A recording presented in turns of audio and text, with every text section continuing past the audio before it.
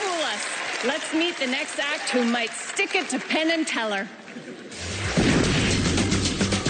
Most people think you're either born creative or you're not, and that is so far from the truth. Creativity is like anything. It's a muscle, and the more you use it, the better you become with it. I got into creating magic about 8-9 years ago. My claim to fame is an item called Pyro, which is a wrist-worn fire shooter. I think Pyro was a big hit because who wouldn't want to shoot fireballs from their hands? I don't create things to fool normal people. That can be pretty easy. My job is to not only fool laymen, but get magicians to buy products that I create.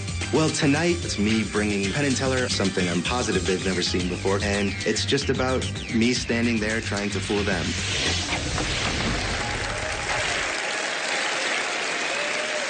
Along with a randomly selected member of our audience, please welcome the inventive magic of Adam Wilber.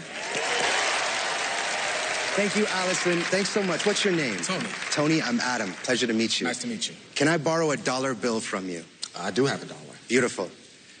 You from Chicago? I am. All right, that's where I would keep it too. Perfect, perfect. Tony, I'm going to have you do me a favor. I'm going to have you sign this, and I'll put a little box so you know exactly where to write for me. So if you put your name right there, that would be excellent. Okay. Now, a lot of people ask me why I do magic for a living. It's a kind of an honest and interesting question. And the answer is pretty simple. For the money. See how easy that is when you're a magician?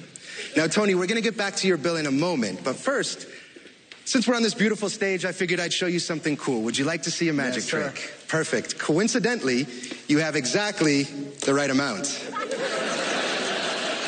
Welcome to Vegas, my friend. Now, before we get to that, I want to tell you a little bit of a story about how I got interested in magic when I was a kid. See, I used to live down the street from a magic shop, and the guy behind the counter was an interesting dude, but he used to do the most incredible things with money. I'll show you the very first thing he showed me when I walked into his shop. He had this little wooden paddle. It didn't look like much to me. It had pieces of paper on each side with money signs on them. That's 3 here, 3 here. Again, doesn't look like much until he did the magic shake. Watch careful, Tony. It looks like this. And now those paper have turned into pennies. That's 3 here and 3 here. I was stunned to silence myself. I get it. Now, this was at the time the most incredible thing I had ever seen in my entire life. Keep in mind, I was 6 years old, right? But so incredible that I bought the effect. I went to my house and I spent the better part of a week changing paper into pennies and laughing to myself like a crazy person the entire time. Now, at the end of a week, when I had enough money, I went back to his shop and I said to him, "What do you have that's a little more substantial than maybe pennies?" And he brought out little colored sheets of paper, and 4 of them to be exact.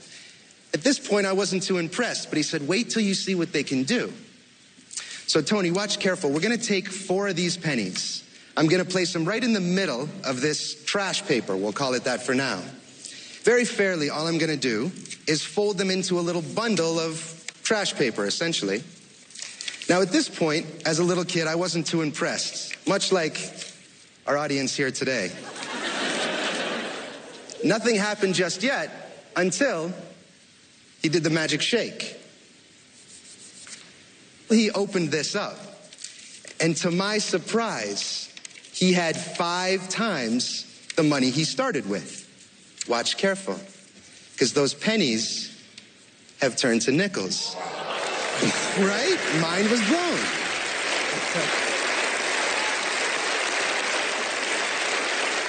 So, of course, I said, "Ring me up."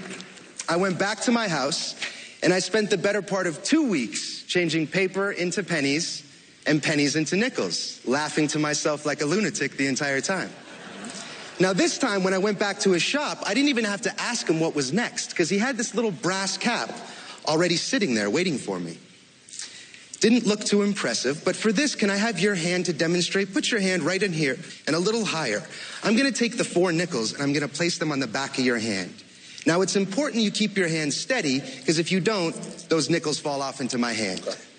Now, I'll do this as slow and fair as I can. Tony, can you see the nickels on the back of your hand? Yes, I can. Can you feel the nickels on the back of your hand? I can. And can you see this empty, weird-looking brass cap? I see that weird cap. Watch this. We put the cap over the nickels, and we wait. Now, of course, we need that magic shake This time I do it. Oh. Beautiful. I was going to shake for you. Perfect. Now, Tony, be honest. Does your hand feel a little bit lighter than it did? Not so much. See, it should, because dimes are lighter than nickels. 4 dimes from 4 nickels. Thank you very much. Thank you. So I went back to the magic shop, and I asked the guy, do you have anything with foldable money, something I could actually make a living with? And what he showed me next changed my life. This thing right here. At this moment, not too impressive, but let me show you what it does. Tony, is this your bill? That is. The one that you gave to me? Yes, it is. I appreciate that. Thank you very much. Now, we're going to put this right here. Now, watch careful. All we do is slowly roll this, and you'll see that $1 bill change from a 1 to 100. Thank you. Tony, can you verify that your name is written on the back of that 100? That's my name. That is my name. Now, Penn Teller, I have a feeling you might think I'm using some sort of wordplay or trickery, but I can assure you I'm not. See, this is Tony's bill because this is Tony's signature. So, Tony, thank you very much. Thank you very much. Tony, I'm going to have you take this home. Compliments of me. Don't worry, I can make many, many more. Let's all give Tony one big round of applause as he takes his seat. Thank you. Thank you, sir. Let's hear it for Adam Wilber.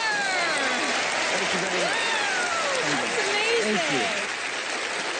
So, an inventor. I love that creativity process of trying to make a problem that's both entertaining and fun to watch, but also fooling at the same time. Do you have more tricks in the pipeline that you're sort of... I do have a few that are far-fetched ideas, but I think that's where the best magic comes from. Thinking way outside of a box of impossibility and then whittling it down to something that's a happy middle ground, you know? Do you, like, wake up in the middle of the night with, like, I do. an idea? I'm like, I do. oh, I gotta try it. Yeah, anyone here, always keep a notebook by your bedside, and it's one of the biggest keys I can give you.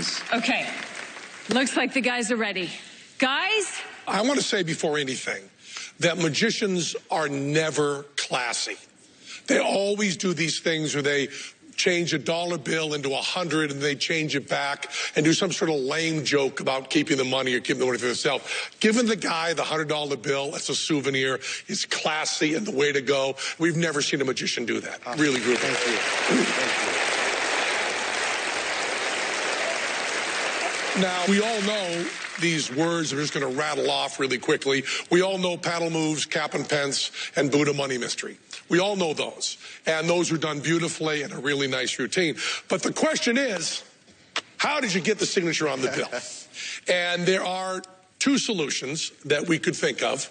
And I want to ask you one question before that. And that is, can we look into that Halberton case you have there? Please. Okay, we're not gonna.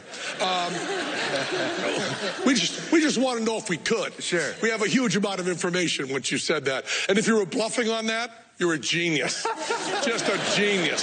So I think that little question and answer gave us a little window into how you might have done this trick. A little bit of a way to frame the whole thing and get a very clear idea of how you ended up giving that guy a $1 bill turned into 100 with his signature right on there. It's a wonderful, wonderful act. Thank you very much, but no window whatsoever. I know where you're going. Absolutely not. No window in at any all. Shape or form, no. And we can look in the case? Yes. Seems like Now the we're gonna wrong look at the guess, case. even though I don't know what they're talking about.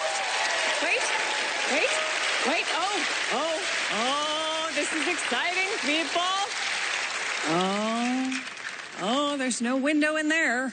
No. I don't know what that means.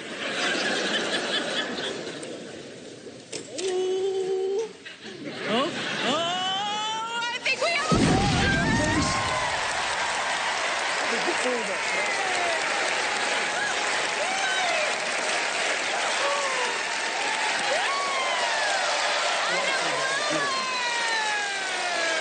Congratulations!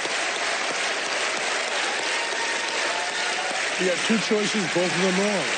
Wow, I did not see that coming, and clearly neither did Penn and Teller. Let's see if we have another Fooler on our hands after the break.